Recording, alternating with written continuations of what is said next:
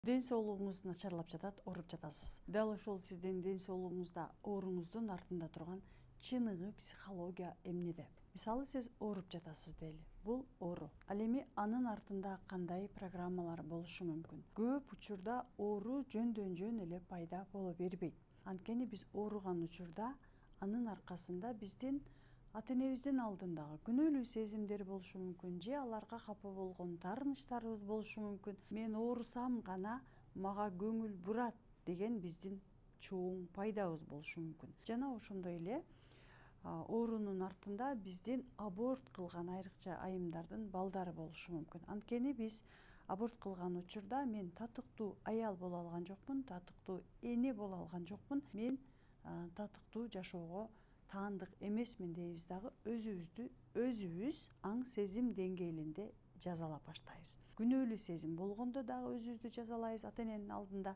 балдардын алдында күнөөлүү сезим болгондо дагы жазалап баштайбыз. Жана ошондой эле дайыма тыюу менен чоңойсок, же сен жакшы эмессиң деп бизди басмырлоо менен чоңойгон учурларда дагы биз өзүбүздү жакшы жашоого татыктуу экенибизди, ден соолугу чың жашоого татыктуу экенибизди, ага жакшы жашоого өзүбүздү ыраа көрбөй, дайыма өзүбүздү дагы басмырлай беребиз, басынта беребиз.